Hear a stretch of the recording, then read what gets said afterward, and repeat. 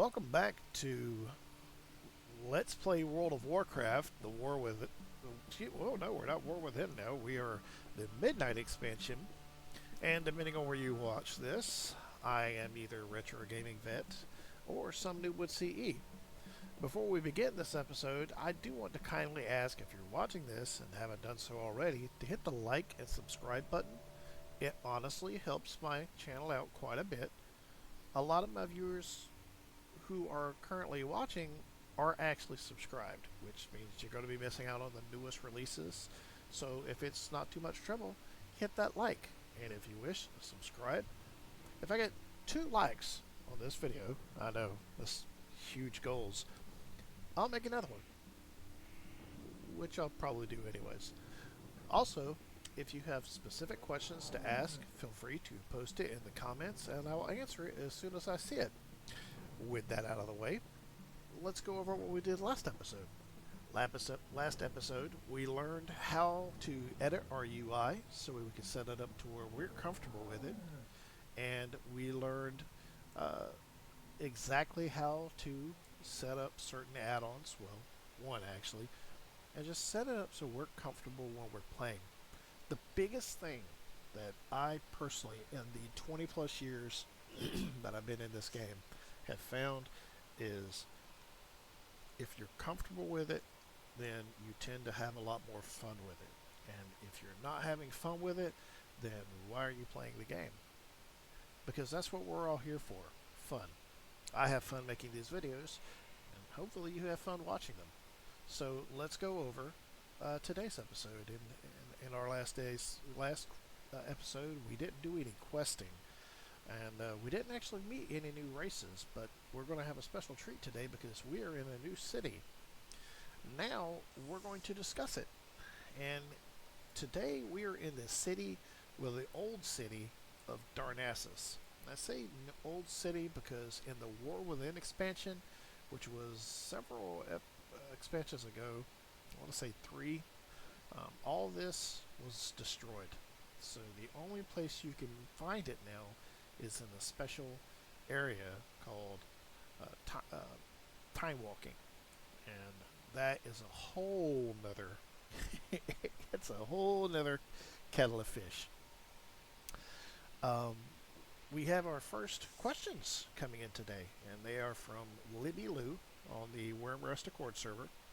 And Libby Lou is playing a hunter, and they're not actually on a paid account. They're playing on a free account. They wanted to get a good feel of the game, they said, before they actually commit to it. And we're going to go over a couple of their questions. And the first question they have is blue question marks and gray question marks. What are they? So blue question marks fall back on another thing, and that's the reason I've came here, and that is the blue exclamation point. You see this blue exclamation point here. Every time you see this over a character somewhere in the world, you get what is called a daily or a weekly quest. Daily quests can be done daily, and weekly quests can be done once per week. So they work just like any other quests you would get, except every day this character has a daily quest. Sometimes these daily quests change. So today we're going to check, and she says, happy as a clam digger. And this quest is going to send us off to go and get clams, which are a specific quest item that will spawn only for this quest. So we're going to what is a place called Rutheran Village, which is a small village. It's just at the base of the tree that is the city.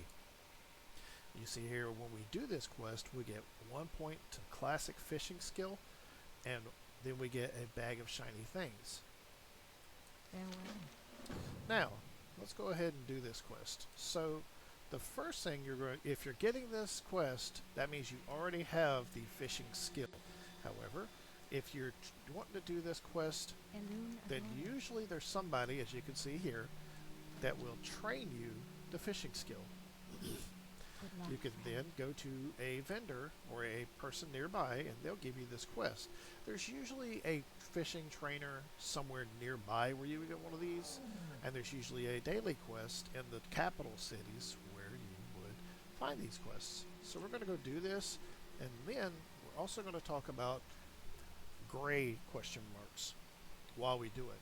So gray question marks are, that means that the quest turn in is somewhere inside a building or inside a location, meaning you have to go in someplace in order to get it.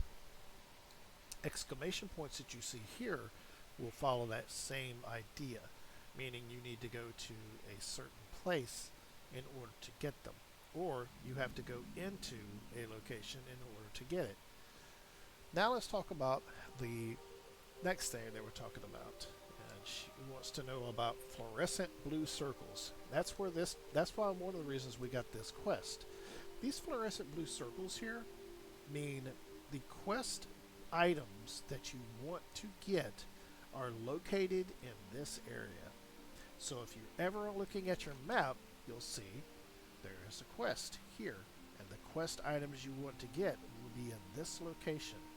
So if you're doing a quest, as we're doing Happy as a Clam Digger, we need to go here, and it will allow you to get these quests.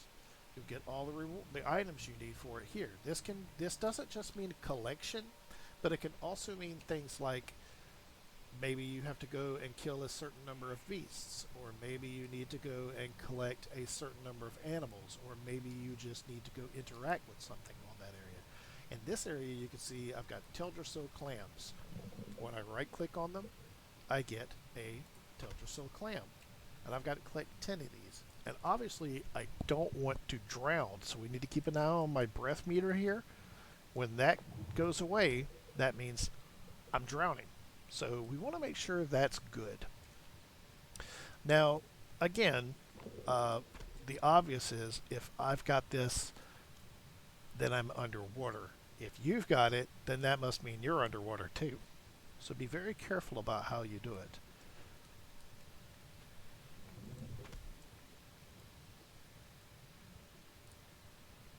So we're going to collect 10 of these, and we've discovered a new area called the Veiled Sea. Now, the Veiled Sea is quite literally the ocean. It's just that, the ocean.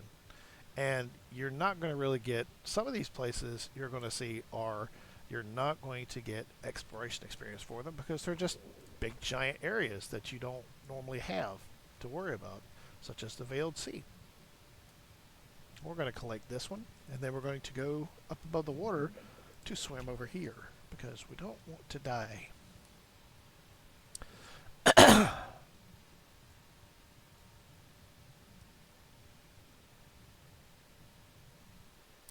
pretty far below ground, huh? Or below water. Now, this is something bonus, and it's not something that's going to be, that you really have to keep up with, but it's good to know. If you look at your mini-map right here, you'll see there is a lighter part and there's a darker part.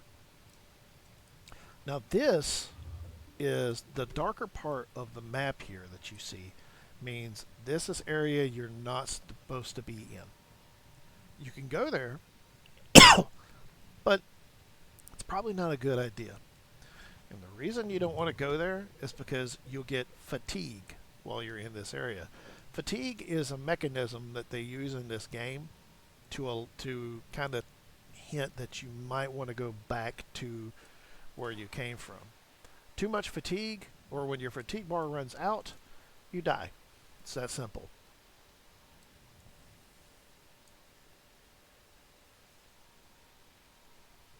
So we've collected all the items that we need for this quest, and you'll notice now that the blue fluorescent circle is gone. That means that the quest is completed in this area, and we can, if we have another area that needs to be gone to, we can go to it. Fortunately, with this quest, we only have one, and that was that to collect the clams. So now we're going to go back.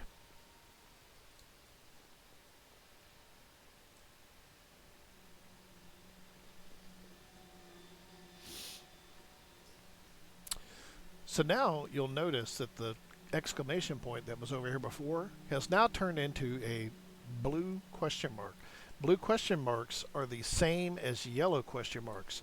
They mean that you have a quest that can be turned in here, and it's a daily quest, meaning this quest will come back, but it will be on a certain timer. In this case, it's a weekly quest or a daily quest, so this means at a certain time tomorrow, this quest will come back, but it will cycle through 4 different quests. You don't really need to know that. Just know that if you're wanting to do a daily quest, this is where you want to go. Hello. What brings you here? If we found enough clams, Hello. and we get 1 classic fishing skill, we get a gold and 23 silver, we get experience, and we get a bag of shiny things. A shot alone. So, we also get reputation, as you can see here. Our classic skill went up for fishing, that went up to 2. And for rewards, we got bright baubles, which we'll put those up here. And we got a very unlucky rock that apparently has a little bit of blood on it. No big deals. So, let's go back again. We've covered how the blue question marks, we've covered the gray question marks, and we've covered the blue fluorescent circles. Now, let's talk about how to know if you need to go around buildings or go inside. Okay, so this one is a bit tricky because it falls under the idea that if it falls under the idea that only certain situations are going to have this happen. So we're going to go try to force one of these quests to happen like that. So over here is a cooking trader. I don't have cooking. So we're going to choose this. And we're going to get this. And we're going to leave this building. And that will show a gray exclamation point. You see it right there? So a gray exclamation point or a gray question mark means that this item or this quest is located inside a building of some sort. As you can see, okay, that was very strange. As you can see here, this quest is in a building. Well, it's not really in a building. It's in a night elf building, but don't tell them that. So you can see that when I move towards this quest and I get inside the building, the quest turns into a blue exclamation point. But when I move out of there, it means that this is now a gray. So all this truly means is that you have a quest that can be accessed, but in order to access it, you have to go in this building over here. Now, this won't always be a building that you have to go in. Sometimes it will go underground. And how do we know if it's underground or in a building? Well, to be fair, you really don't. There is no guiding principle that says this is in a building, this is not in a building, this is underground, this is not underground. You just actually have to explore a little bit and look around to see what you can find. And that can be difficult sometimes. Remember usually that roads will lead you to areas. And in this case, it led us to this underground barrow den.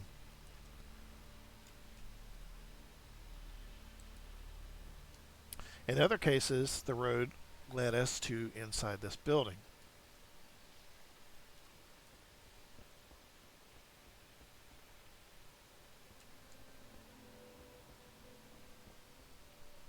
So now we're going to learn how trade skills work. So trade skills are a thing you can pick up at level 10 or in some cases level 5.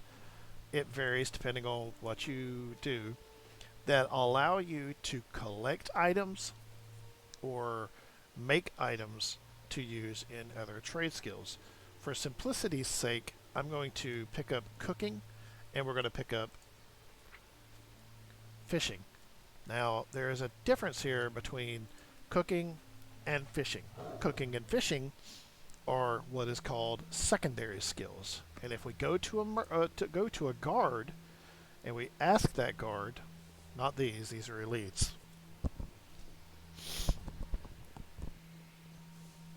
If we go to a guard, we can find anything that we need by asking them, where is this item? So let's talk to this sentinel. What brings you here? This sentinel says we can find the auction house, the bank, the hippogriff master, the guild masters, the inn, mailbox, stable master, battle master, class trainer, profession trainer, other continents. Now we're going to look at profession trainer. We're going to look for something that we could do. Like in this character here, I specifically wanted to pick up leatherworking. We plant the vegetables. Our vegetables are eaten by the rabbit. The rabbit is devoured by the wolf. The wolf is slain by us. We take the meat and hide from the wolf's corpse. It's that magic circle of life, or whatever you call it. Now, go see Talonis and Cenarian Enclave to get started, and let me return to my duties. Farewell. Now, we now know that we need to get leatherworking. And we know where to get it. So let's go over here to the leatherworking shop. I can go ahead and tell you that it's on the second floor, just because I've been doing this a while. And let's go talk to him. Talonis. He's the leatherworking trainer. We want to go ahead and do leatherworking. You'll also get the ability to do cataclysm leatherworking. I don't recommend you do that right now because it'll just confuse you in the long run. Now, every single class trade skill has what is called a gathering and a creation skill. Creation skills are, or I think it's actually something else. It's manufacturing or something, some other word. We're just going to call it creation. So in every single trade skill almost, there is a synergy between two trade skills that work best together. In regards to leatherworking, you want to do skinning because skinning will allow you to get leather and hides off of creatures that you find, and this can actually be used to create armor. In regards to other skills such as alchemy, you want to get things like herbalism. Herbalism allows you to gather herbs and use those herbs to turn into potions, which is your alchemy skill. You can do the same thing with herbalism and inscription. Blacksmithing uses the mining skill as a gathering profession. That means you run around and you find minerals that you can then use to create armor or weapons. There are other things such as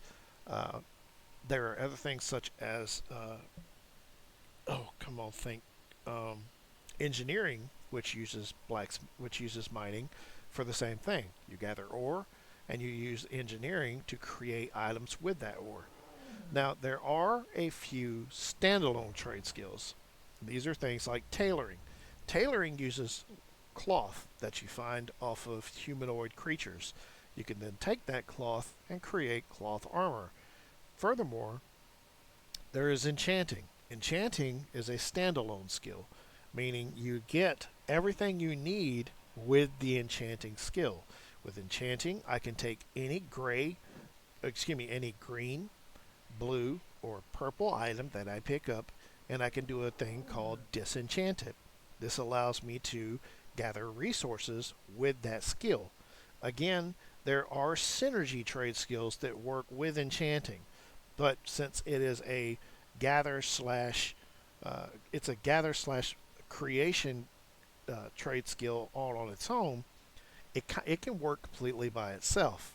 But some people take tailoring as a secondary skill for that, because with tailoring you can use cloth that you find off of creatures or humanoids in the wild, and you can use that cloth to create items which can then be disenchanted, which works with your enchanting skill. There are other things. Jewel crafting requires mining I'm sure there's a few that I'm forgetting that everybody in the comments that's actually played this as long as I have is screaming at me. Inscription uses herbalism. Uh, I can't think of any others off the top of my head, but I'm sure someone's going to comment in the comments section below and say, hey, Dodo, you forgot this. And I'll say, oh, yeah, I sure did. Wow, thank you for telling me. Now, every single trade skill in the game can be gained by anybody, meaning you can go get one of the gathering and one of the creation trade skills, or you can get two creations or two gathering. The two gathering idea is very viable if you just want to make money and gather items and sell them on the auction house. I do want to make a disclaimer and say that if you are a brand new character on a brand new account that has not subscribed to the game, you will not be able to use the auction house. The auction house requires you to be subscribed to the game. Furthermore, you can't use your mailbox if you're a brand new character, meaning it is completely unavailable to you. So keep that in mind. Lastly, you can only talk to people if they're on your friends list. So, again, it's one of the small prices you have to pay. You have to pay to play the game as a free character. But we are not a free account. We have the leatherworking trade skill, and we have the skinning trade skill here.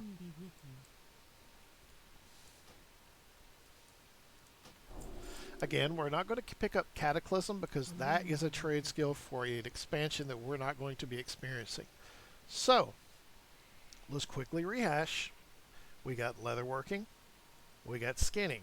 These are two primary trade skills. You can only have two primary trade skills at any given time on a character. You can unlearn them, as you can see here, and you could type in unlearn and lose that ability, but you can only have two active skills, primary skills, at any given time. Furthermore, if you get, say, any kind of skill in classic leatherworking, and then you drop this trade skill to get another, you will lose all the training that you have in classic leatherworking and start over again fresh. So, we have cooking and we have fishing. Let's go ahead and get archaeology if it's available here as well. So these are what is called secondary trade skills. We're going down here to professions, and we want to see archaeology. Archaeology is over here. So secondary trade skills, you can have all the secondary trade skills at the exact same time. There is cooking, there is archaeology, and there is fishing. These skills are secondary and they don't count towards your primary slots. You can do them, they are all very useful. The secondary trade skills are very, very useful. And in the long run, some of them might actually help you out immensely, such as cooking. You can create food that gives you a bonus stat or a bonus buff. This buff is timed and can go away. Fishing can be used to fish, obviously, and archaeology is used to find items that are lost, and just kind of think of yourself as Indiana Jones. So, to go back on our question before about or our point before about gray question marks, as you can see, there is a gray exclamation point in here, and it's also pointing up. See the little arrow on it? Right there. That means that this quest is not only inside this building, but it's also on the level above us. So, as you can see, it's pointing up. That means it is right here, and it is below, it is above us. If that question mark was below, or if that arrow pointing down was there, it would mean it is below us, and therefore we would have to go down in order to get to it. So, archaeology is in here. We want to go to the archaeologist. and we want to talk to them. Now, archaeology is a trade skill that it doesn't matter which ones you pick up because the end result is always going to be you're getting levels in it. So it doesn't really matter, what you do to get that. I'm kind of all over the place, and I apologize. Basically, much like fishing, it's not a skill that's going to be confusing if you get more than one level or more than one expansion of it. Archaeology works regardless of where you're at. So let's say I wanted to right click on here and I want to say, oh, look right here. In Asheville, in this area, there is an archaeology find. I can go here to level my archaeology. Here we have, there, one person. Here I have archaeology here, and I have archaeology here. So it doesn't really matter where you go, you'll always find archaeology in the expansion that you're playing in.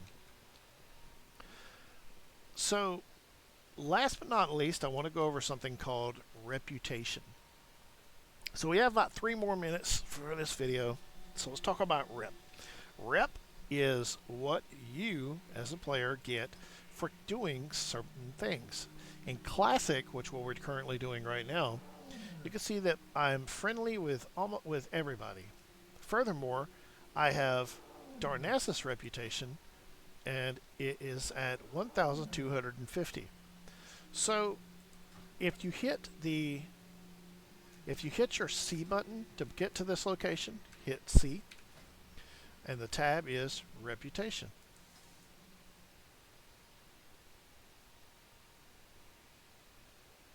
Sorry, it's just hearing things above me. So you'll see reputation. You'll see Shadowlands, Dragonflight, and the War Within. Don't worry if you don't have this, don't worry about it because this is expansions that are beyond Classic. We are focusing on the Classic reputation right now because all my leveling here will be done in Classic. Every time you do something for a certain faction, you get reputation. As you can see here, we did Happy's a Clam Digger. And for doing that, we got Ironforge, Nomargon, Stormwind, Exodar, Gilneas, Toshui Pandaren, Alliance, and Darnassus, 250. This means that doing that gained us reputation in every single one of these. As you can see here, if I click on this, it says I have 1,250 reputation / 6,000. That means I have only 1,250 points into the next level of reputation. All your reputations start at neutral. Or excuse me, all reputations start at neutral. Things can adjust this, such as your faction being a big one, your class or your race is a big one, and just generally what expansion you're in or anything that Blizzard has done. In this case, we start with friendly to everybody except the Gilneas Worgen, and we start off very highly recommended with Darnassus. Darnassus likes us a lot because we're a night elf, and thus, because we're a night elf, we are welcome in our homelands. People are friendly to us here. They're neutral to us in Gilneas, which means they're not too concerned about us, but they tolerate us. You can go much lower than this, and in this case, while we're fairly, respected in our own homeland, in certain places you may not. Bear in mind that there are 4 reputation levels that you start off as with a brand new faction. These reputation levels are neutral, friendly, honored, revered. I apologize, there's 5. The 5th one is exalted. The reputations level as you do quests and events for them, and the more you do for somebody, the better they like you. Sometimes doing faction and reputation for one person will lower your reputation with another. We'll see that happening in things like the Outlands expansion. Certain vendors, if you get your reputation high enough with them, will give you items that you can unlock for how long you've been doing them. So let's say, as I'm friendly with Darnassus, if we come over here to Moon Priestess Lysara, Feel free to browse. you can see I can get a Darnassus tabard, and at Revered, requires Darnassus Revered. You see that in the yellow there where it says 16 slot bag? For requires Darnassus Revered, I can get a bag for 1 gold, 90 silver. At Exalted, I can get a cloak, Shroud of Darnassus, item level 12, binds when picked up, back, 3 armor, 2 agility, 2 stamina, 3 stamina, and 2 haste. But it requires level 15, and furthermore requires Exalted with Darnassus. You'll naturally get this by doing quests for Darnassus. This will naturally flow upwards. And very soon, you'll be able to get a Darnassus Sentinel bag, which is going to allow you to get more bag space. And everybody loves bag space. So, let's take one quick look. We're kind of over our time here, but let's look at Gilneas. Oh, what is this? It looks like we have new items here. So, with Gilneas, we can get a tabard, we can get a satchel, and we can get a cloak. We can also buy some items such as a Gilneas stone wall, a Gilnean noble's trellis, little wolf's loo, and Worgen chicken coop. These are all housing items, meaning you can put these in your housing lot. Housing is way above us right now. We're not going to be concerned about it, honestly. However, you may have gotten some items already that you have been putting into a bag or been clicking on, and they go to your house. You may not have one right now because you need the midnight expansion in order to access it, but soon, my friends, soon. So, that's all that we have, the time we have for this episode. Now, you're going to tune in next time, I hope. And when you do, we're going to explore more things. Like, we may begin doing quests in Teldrassil. And I'll actually tell you more about Teldrassil. If you did enjoy this, consider leaving a like. And, if you're really inclined to do so, subscribe. Mind you, that's only if you're on YouTube. But you can subscribe on Twitch if you'd like as well. When I make these videos, I do stream them on Twitch before I continue on to YouTube.